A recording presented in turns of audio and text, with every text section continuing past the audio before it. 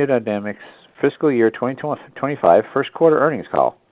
At this time, all participants are in listen-only mode. A question-and-answer session will follow the formal presentation. If anyone today should require operator assistance during the conference, please press star 0 from your telephone keypad. As a reminder, this conference call is being recorded. The news release detailing AngioDynamics' fiscal 2025 first quarter results crossed the wire earlier this morning and is available on the company's website. This conference call is also being broadcast live over the Internet at the Investors section of the company's website at www.angiodynamics.com. And a webcast replay of the call will be available at the same site approximately 1 hour after the end of today's call.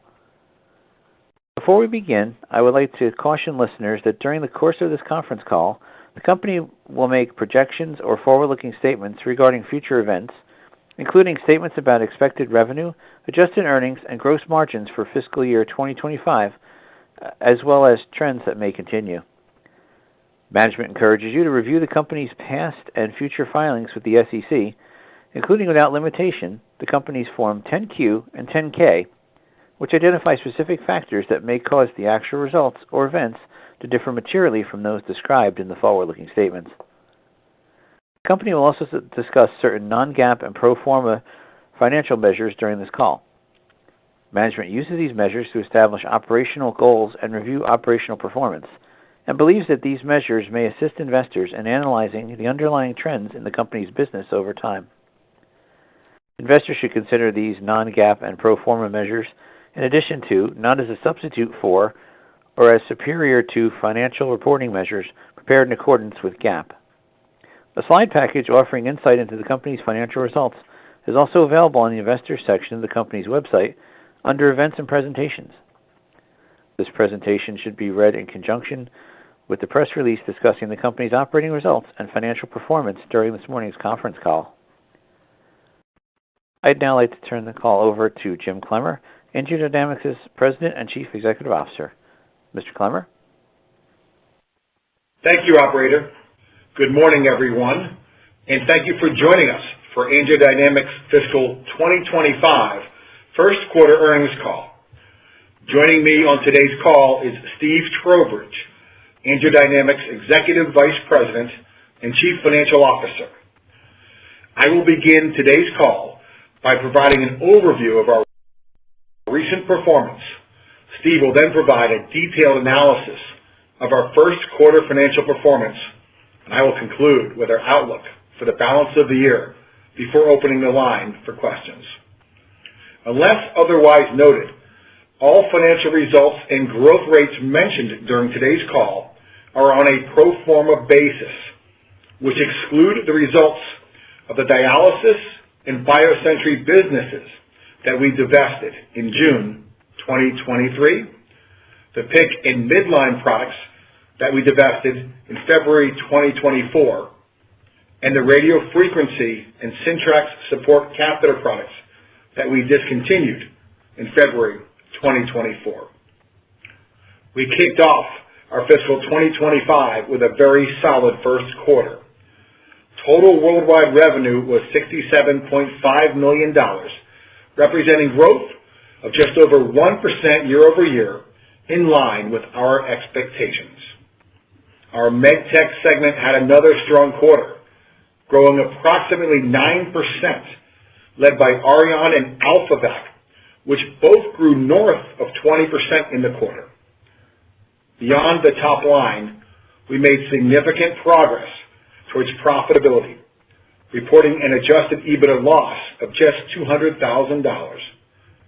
Outside of our financial performance, we continued to execute on our key 2025 catalysts, which included new product launches, hitting key regulatory timelines, and collecting data that supports our products' safety and effectiveness.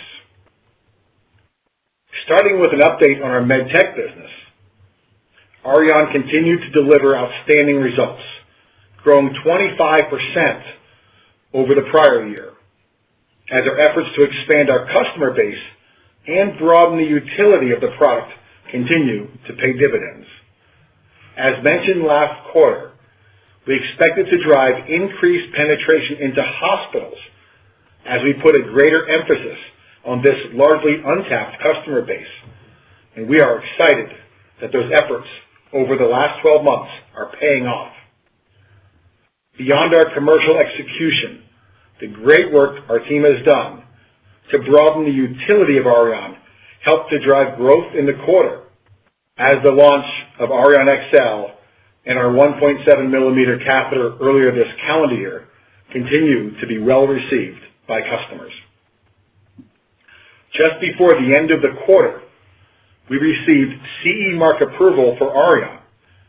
This is a significant milestone which not only validates the clinical value of Auryon, but also gives us access to the European PAD market.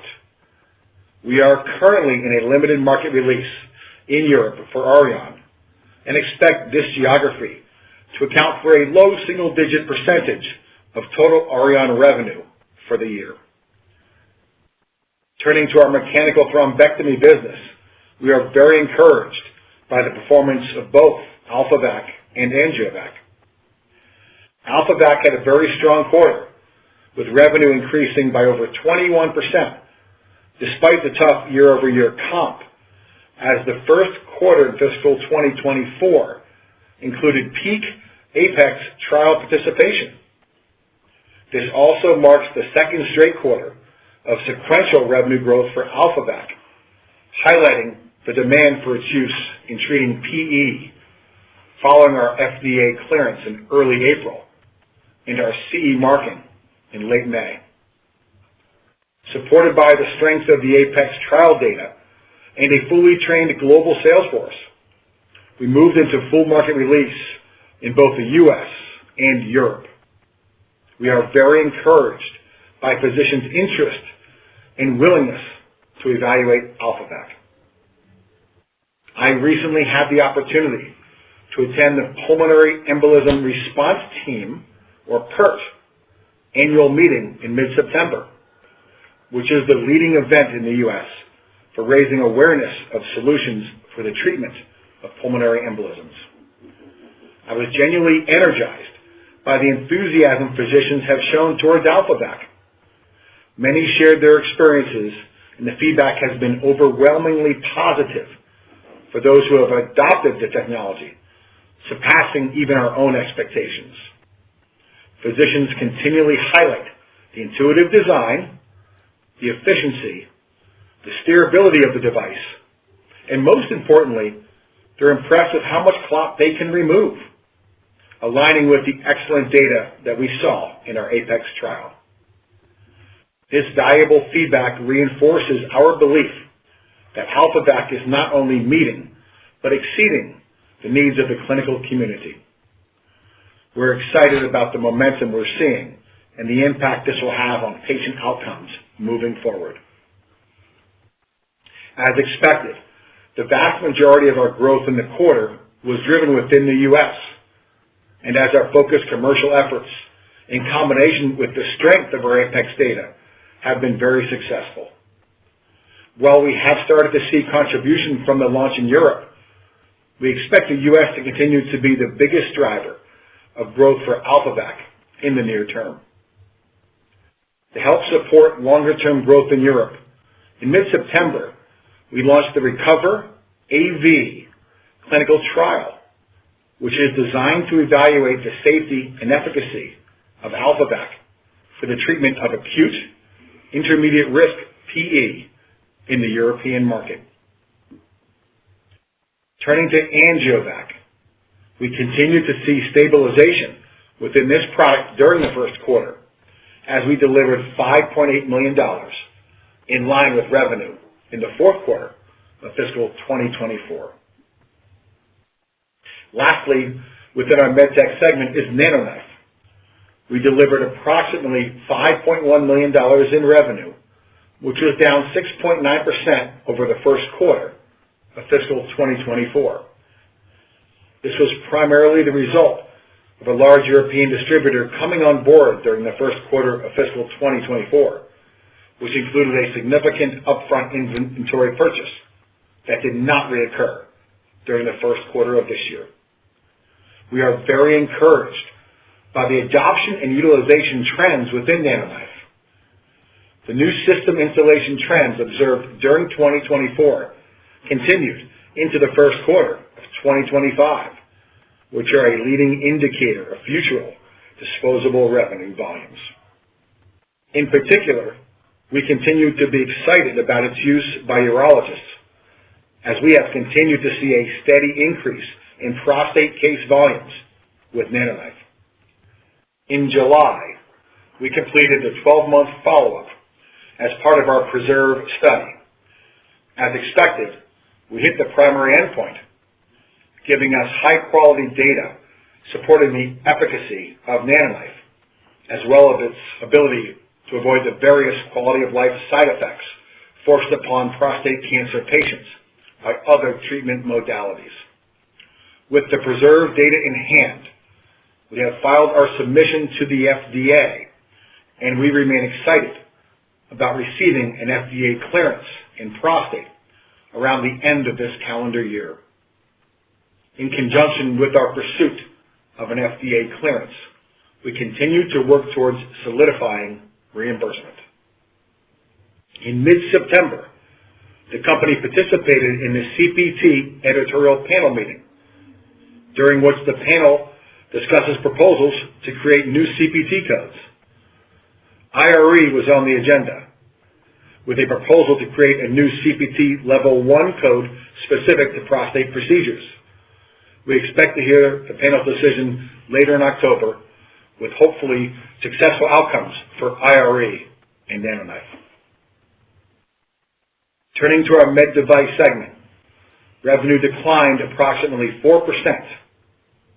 Our U.S. med device business increased 2% over prior year, offset by a shortfall in our international business as a result of the timing of certain international orders during the first quarter of fiscal 2024 and some softness in our microwave products. We continue to expect to hit our previously issued guidance for a med device segment of 1 to 3% growth for the full year. Beyond our commercial execution, we made significant progress on our path to profitability. We reported an adjusted EBITDA loss of just $200,000 during the first quarter, compared to a loss of $1.1 million in fiscal 2024. In the quarter, adjusted EPS was a loss of 11 cents per share, improving from a loss of 16 cents per share in fiscal 2024. These results highlight that our strategy to drive towards profitability is going to our plan. Before turning the call over to Steve, I wanted to provide a quick update on our shift to outsourced manufacturing. This process is tracking in line with our expectations and will allow us to fundamentally change our manufacturing overhead structure and take out overhead costs, which will ultimately flow through to our bottom line.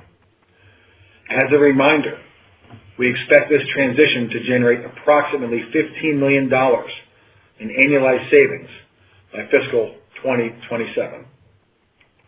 We are very pleased with our performance during the quarter. We made significant progress across our portfolio and continue to make strides on key operational initiatives. With that, I'll turn the call over to Steve Trowbridge, our Executive Vice President and Chief Financial Officer, to review the quarter in more detail. Steve? Thanks, Jim, and good morning, everybody. Before I begin, I'd like to direct everyone to the presentation on our Investor Relations website summarizing the key items from our quarterly results. As Jim mentioned, unless otherwise noted, all metrics and growth rates mentioned during today's call are on a pro forma basis, which exclude the results of the dialysis and BioSentry businesses that we divested in June 2023, the PICC and midline products that we divested in February 2024, and the radiofrequency and Syntrax support catheter products that we discontinued also in February 2024. We were very pleased with our first quarter results. Overall revenue was in the range of our expectations, driven by Auryon, AngioVac, and AlphaVac. Gross margin was strong, stemming from the thrombus performance, leading to strong bottom line results in terms of adjusted EBITDA and adjusted EPS. Our revenue for the first quarter of FY25 increased 1.1% year over year to $67.5 million, again driven by growth in both our MedTech and U.S. med device platforms. MedTech revenue was $28 million, an 8.7% year-over-year increase, while med device revenue was $39.5 million, a 3.6% decrease compared to the first quarter of FY24. But as Jim mentioned, our U.S. med device business was up 2.1% over the prior year. For the first fiscal quarter, our MedTech platforms comprised 41.4% of our total revenue, compared to 38.5% of total revenue a year ago. Our Auryon platform contributed $13.7 million in revenue during the first quarter, growing 24.9% compared to last year. AlphaVac was a key strong contributor in the first quarter of FY25. Mechanical thrombectomy revenue, which includes AlphaVac and AngioVac sales, declined 1.6% over the first quarter of FY24. The AlphaVac revenue for the first quarter was $2.2 million, an increase of 21.1% year over year, and 13.2% sequential increase over the fourth quarter of 2024, largely as a result of the strong early adoption of AlphaVac for PE. We're also pleased to see the continued stabilization in AngioVac, with $5.8 million of revenue in the quarter. As we discussed last quarter, this first quarter provided a tough year-over-year comparison for mechanical thrombectomy. We were reaching peak enrollment in our AlphaVac PE trial during the first quarter of last year, and AngioVac was performing well prior to the disruption we experienced in the second quarter of last year. Given this dynamic, we are very pleased with the performance of our mechanical thrombectomy business as we continue to successfully compete in this exciting, growing, and large total addressable market. NanoKnife's disposable revenue during the quarter declined 4.6%, and capital sales declined 15%. As I just mentioned, the first quarter of last year provided for a particularly tough comparison for NanoKnife, as NanoKnife grew over 35% in the first quarter of last year, aided by the timing of bringing some new international distributors online. We were very pleased with the trajectory of prostate cases in the quarter and are on track for our projections for NanoKnife for the full year. Now, admittedly, the dynamic around NanoKnife timing does mean that our second quarter will have an easier year-over-year comparison. Moving down the income statement, our gross margin for the first quarter of FY2025 was 54.4%, a decrease of 40 basis points compared to the year-ago period, but ahead of our expectations for the quarter. For the first fiscal quarter, MedTech gross margin was 63.3%, a decrease of 160 basis points, and Med Device gross margin was 48.2%, a decrease of 40 basis points, each one compared to the first quarter of last year. The year-over-year decline in gross margin for the MedTech business was primarily driven by increased hardware depreciation and inflationary pressures. Gross margin for the Med Device business was impacted by inflationary pressures and costs associated with the transition to outsourced manufacturing. Turning to R&D, our research and development expense during the first quarter of FY2025 was $6.3 million, or 9.3% of sales, compared to $7.7 million, or 11.6% of sales a year ago. SG&A expense for the first quarter of FY2025 was $36.6 million, representing 54.2% of sales, compared to $36.7 million, or 55% of sales a year ago. Our adjusted net loss for the first quarter of FY2025 was $4.4 million, an adjusted net loss per share of 11 cents, compared to an adjusted net loss of $6.2 million, or adjusted loss per share of 16 cents in the first quarter of last year. The year-over-year improvement is largely attributable to higher revenue and improving operating leverage during the first quarter of this year. Adjusted EBITDA in the first quarter of FY2025 was a loss of $152,000, compared to a loss of $1.1 million in the first quarter of 2024. At August 31st, 2024, we had $55 million in cash and cash equivalents, compared to $76.1 million in cash and cash equivalents at May 31st, 2024. As a reminder, we currently have zero debt compared to $50 million of debt when we began FY24. In the first quarter of fiscal 2025, we used $18.3 million in operating cash, had capital expenditures of $1.1 million, and additions to Auryon placement and evaluation units of $1.3 million. Our first fiscal quarter has historically exhibited the highest utilization of cash, and the first quarter of fiscal 25 was in line with our expectations. In another update on our balance sheet, as announced in July of this year, the company approved a stock repurchase program authorizing purchases of up to $15 million of our outstanding common shares. Through the end of the first fiscal quarter, the company purchased approximately $500,000 worth of stock at an average share price of $7.62. We will continue to be opportunistic about our decision to make further repurchases based on a number of factors, including market conditions, as well as the need to balance investment in our growth strategy as we seek to leverage the strength of our balance sheet to create value for our shareholders. Turning now to guidance, for the fiscal year 2025, we are reiterating each component of our previously issued guidance. We continue to expect revenue will be in the range of $282 to $288 million, representing growth of between 4.2% and 6.4% over fiscal year 2024. Within each of our businesses, we continue to expect MedTech net sales to grow in the range of 10 to 12%, and Med Device net sales to grow in the range of 1 to 3%. For fiscal 25, we continue to expect gross margin to be in the range of 52 to 53%, and we continue to expect adjusted EBITDA in the range of a loss of $2.5 million to $0. And finally, we continue to expect an adjusted loss per share in the range of 38 to 42 cents. With that, I'll turn it back to Jim. Thanks, Steve. Looking to the balance of the year, we will remain focused on a number of key strategic areas of our business aimed at driving growth. We continue to be very excited about the growing market opportunities that exist within our MedTech segment. With our recent new product launches and geographic expansions, our total addressable markets is now roughly $10 billion, up from $3 billion just 3 years ago. Starting with Auryon, in the U.S., we will leverage the momentum built during the first quarter to continue to drive increased penetration with a particular focus on the hospital setting. We also expect new customer growth as a result of the recent launch of Auryon XL and our 1.7 millimeter catheter. Having received a CE mark in late Q1, we can now shift our attention to commercializing Auryon in the EU. As with any new geographic expansion, we are beginning with a limited market release before turning to a full market release later in fiscal year 2025. We will continue to develop supporting clinical data and launching new product line extensions as we move forward. With AlphaVac, we continue to push ahead commercially as we focus on driving increased adoption of AlphaVac for PE in the U.S. and CE mark countries. We will continue to invest in high-quality clinical data highlighting the benefits of our products to help support long-term adoption. In addition, we continue to expect to launch new product enhancements over the course of the year to refine and improve usability.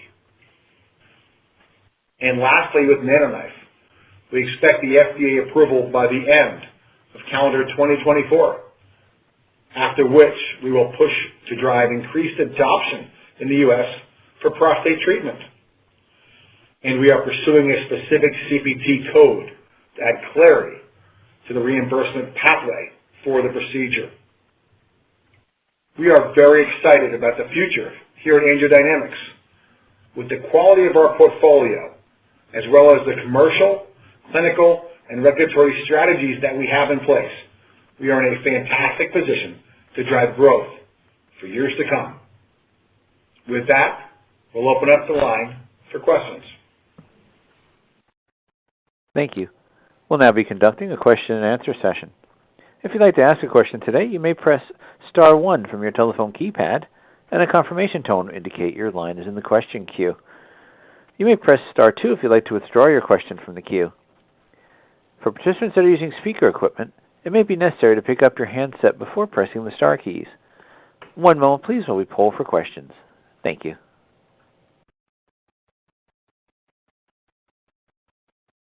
Thank you. And our first question will be coming from the line of Steven Lichtman with Oppenheimer & Company. Please proceed with your questions. Hi, good morning, guys. This is Amir in for Steve. And my first question was on AlphaVac PE. is there any further color you guys can provide from the field on how the launch ramp is going, such as number of physicians trained and accounts using it? Amir, good morning. Thanks for asking. So, as mentioned on the call, we had really good feedback in line with what we expected from the data that the APEX study generated and comments that we received during the APEX study by the sites that were enrolled. We learned a lot. We learned that our initial design elements that we factored into the AlphaVac were being met and being received by our customers. Some of those design elements are the intuitive design we built into the handle, which was really important. As doctors said, they wanted more control while doing a procedure. Control meaning steerability, to go from the left to the right PA. And then we gave the ability in a very innovative way to work wirelessly if a physician chooses. And without having that wire, reducing time and other risks in the procedure, raising efficiency levels. Then there were also many were comfortable with the vortex funnel tip we've had on our AngioVac device for years. The large bore catheter and the vortex funnel tip have been proven to remove a lot of clot burden in a simple and efficient manner. So those are some of the design elements we built in. We're hearing really good feedback. We heard it during APEX and now in our pre-launch and now our full launch. So we're really excited in the field. We've got two really good competitors with good products out there as well. But we know that we're all three going to move and shift people, we believe, from the old lytic-based therapies to these mechanical interventions. These are really good, safe ways to get PE patients treated. All three of us have a different approach towards it. But we really like the feedback we've gotten, heard great feedback, and we're measuring, as you asked earlier, new customer interactions, new customer take-ups, and we know how many customers have us going through their value analysis process, watching that process. We're measuring really closely, and we're pleased with our results. Great. No, thank you. And also just on the Auryon, hospital market opportunity, is there any more details you can provide on what initiatives you're targeting in particular to go after that market? I sure can. So dialing back a little bit, remember, we did our full launch of Auryon almost 4 years ago, just over 4 years ago, September of 2020. Remember, the world was different then, too. It was 6 months into COVID. And a lot of the hospitals had kind of told all device companies to step down and stand back, that we're not going to be running the normal VAC process and bringing new products in. So the OBLs were the first places that we were, getting demand served, and our first customers were in the OBLs. So our ratio of the OBL to hospital business was higher than we had thought it would be. And now that hospitals are kind of back to normal business, we're seeing the take-up. So all we're really doing is shifting the focus of our team, focusing more on those hospital customers. And you know how it works. Many of those have a high demand in Auryon because they've come familiar with it. They may have used it already in their OBL and now want to have it in the lab in the hospital. So we're focusing more, and we're getting really good feedback. To us, it's an important shift because over time, we think Auryon could even provide more care modalities on this unique device. And the hospital customers are more stable, long-term customer for us. So we're hitting the goals we thought. We're shifting that hospital mix each quarter. And it also raises our profitability a bit each time we do so. So it's a good program. Our team is executing really well. Great. And just one brief last one on my side. Have you ramped again on the manufacturing transition? Can you provide any more color on the potential savings that you expect for this fiscal year? And just as a follow-up to that, any color on the ramp you think you could see in gross margins over the next couple of years as the transition completes? Thank you. Yeah, hi, Amir. This is Steve. So as Jim mentioned, the manufacturing transfer program that we have in place is going according to our plans. So we're very pleased to see that. As we had mentioned when we first announced this, the real change in gross margin and the benefit that we're going to see in gross margin really comes at the end of that program. So when we have the ability to get out of the areas that we wanted to get out of and then take some of those overhead costs out. So it's not going to be a smooth ramp in gross margin coming from that program. Now, that being said, if you look at our gross margin results for this quarter, you really go back to what the overall strategy is for AngioDynamics when it comes to gross margin. We expect to see gross margin accretion coming from the fact that we have a larger portion of our overall revenue base coming from that higher margin med tech product line. We saw that this quarter. We were absolutely seeing that mix shift driving benefits in gross margin. Now, that's going to be a little bit offset until we can get through our manufacturing transfer process by the fact that we're overpaying or double paying for some of that overhead that we haven't been able to take out while we're still manufacturing products for those discontinued product lines that we talked about, as well as doing and preparing ourselves for that move. We've seen some of those costs. We're definitely looking at taking that, but you're really going to see the step function once we get to the end of that program. And as we said, we think it's going to take about $15 million out of our overhead structure, all of which will hit gross margin and then eventually drop to the bottom line. Thank you. Our next questions are from the line of John Young with Canaccord Genuity. Please proceed with your question. Hey, Jim and Steve. Thanks for taking the question, and congrats on the quarter. I just want to start on NanoKnife and just the comments around the CPT pathway. Will you launch can you provide initially just timelines for that beyond just the October date from the editorial committee, and then would you launch that commercialize it without the code initially? And then also, how are you going to think about the price? If you do get a level 1 CPT code, would you price the disposables for the prostate higher than just the other disposables currently? Any premium you could take there? Thanks. Hey, John. Thanks for the question. So, as we've said, we've been able to really parallel path the process of going after the specific indication for prostate that we have with the FDA process and working to get reimbursement. So it hasn't been a linear process. We've been able to parallel path these things and bring in the timeline. As you know, it's a really complex process when you go through reimbursement. So we were very pleased to be on the agenda. As Jim said, we're waiting to hear the decision on that. Once there is a decision, there becomes a process where you either get the code or you don't get the code. You have to then go through the RUC process where they'll evaluate your time and your cost, and then it's going to be a little while before they put the full reimbursement in place. So as we have more details, we'll certainly get back and tell you about that. To your question around the launch, look, we're in the process of launching this product. One of the things about NanoKnife, it has the general indication. As we've talked about with the uptick from the urology community that we've seen over the course of the last 24 months or so, that has been driving the growth in NanoKnife. That's coming from those urologists adopting the technology primarily to treat prostate cancer patients.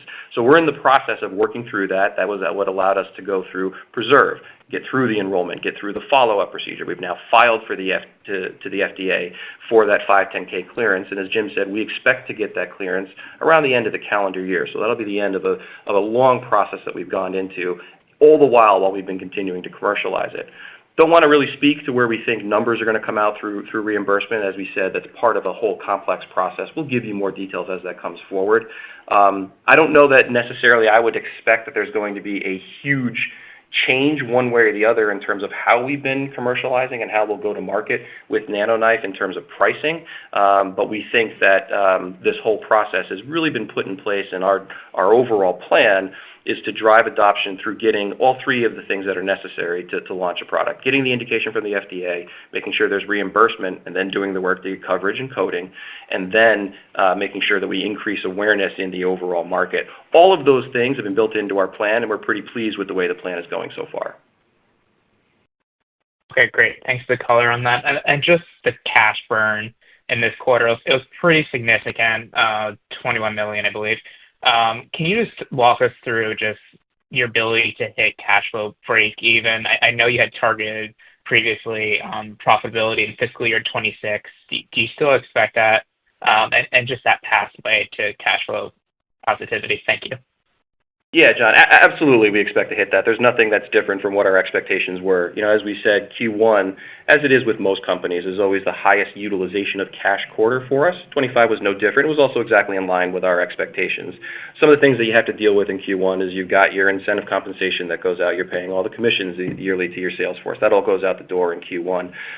Also things like insurance premiums and the high cost of our D&O insurance.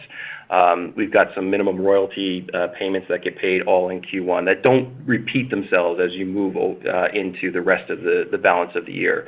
So this is right where we expected to be. I think we were signaling that. We expected to use around $10 to $15 million in cash from where we ended Q4 by the end of this year. We're still on target for that, so expect that you're not going to see nearly the same utilization at all going forward. In fact, over the course of Q2, 3, and 4, expect cash to increase, kind of exactly what we've seen. Q4 is always the highest source of cash quarter for us. That's going to be the same again this year. And then as we move into FY26, expect to turn that corner to get to the point where at the end of the full year we'll be cash flow positive.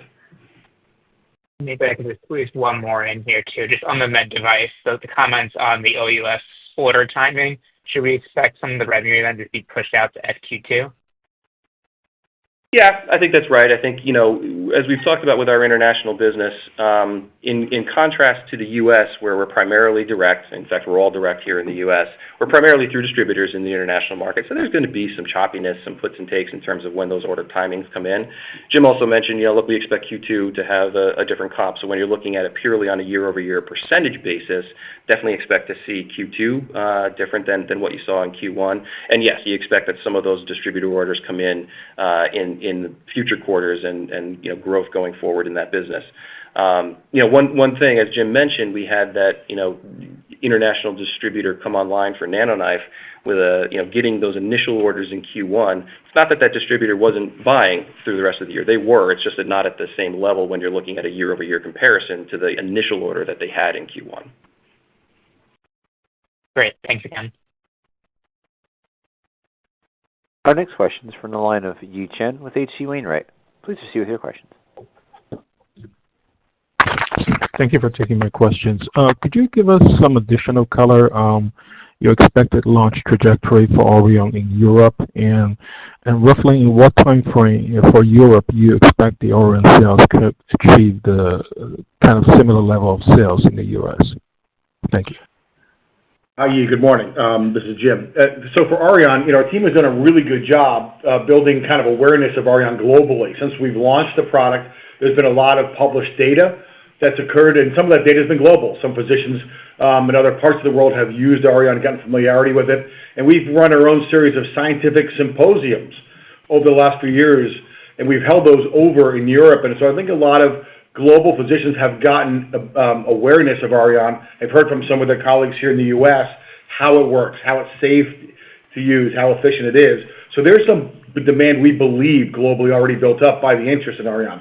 So now getting the CE mark's important, so we can now commercialize it properly, talk to people. As we said on the call, anywhere entering new geographies, we're building a limited launch process, as you'd expect us to do, then roll to a full launch this year. We're also being conservative. The European PAD market is not as mature as the U.S., and while it uses atherectomy to treat PAD in the same percentages that they do here in the U.S. So we're fully aware of that. So we have realistic goals we've set, but also really encouraged by the demand we see, by the interest in Auryon, and our team will do a really good job commercializing that, we know. So we expect Yi to give you updates over the next 3 quarters as to how that process is going. Got it. And with respect to the issue due to the timing of international orders, has the issue been resolved, and has it only affected sales of NanoKnife? Yeah, Steve just mentioned on the last call a second ago, these are things that we knew about. You build in when someone starts off with us, they usually buy a higher percentage. They get some capital with some disposables. That usually doesn't repeat. During the course of the year, there are orders that fulfill their customer needs through our distributor channel. Those are normal.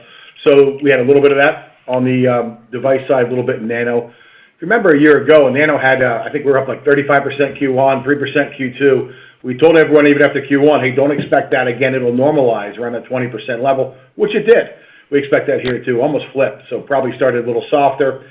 Q2 will probably be stronger and get back to the guidance that Steve gave in that area. So just to clarify, the timing issue could recur in the future, correct? Yeah, we hope not. Anytime you deal with new distributors coming on, you have a little of that choppiness. So over time, as our business grows, we think it'll smooth out. I don't think you'll see as much of this over time. We don't want to see it. We'd like to have it smooth out, but we love some of the distributors that have come on, the way they've come on, adopting our technologies, bringing our products into stock. And these folks also are really helpful. They have clinical teams around the globe getting training done at levels that we couldn't do without their help. So it maximizes our use of our people working there and minimizes the amount of people we have to put into these locations. So when you do it, there's choppiness over time. I would expect it to smooth out. You always have a little bit. Got it. Thank you. Thank you. Thank you. At this time, I'll turn the floor back to management for closing remarks. Thanks, operator. And we're really pleased with the work here that our team at AngioDynamics has done. We have a lot of things going on at the same time. These are our plans. We knew we'd have important catalysts that we'd meet during the calendar year of 2024. Those catalysts include new product launches, new regulatory approvals, and new geographic expansions. All the while, we're running our normal business, and we're also shifting our manufacturing footprint. We couldn't do it without our team of people who do a really great job in maximizing our ability to serve our customers globally. Thanks to each of them, and thank you for tuning in today.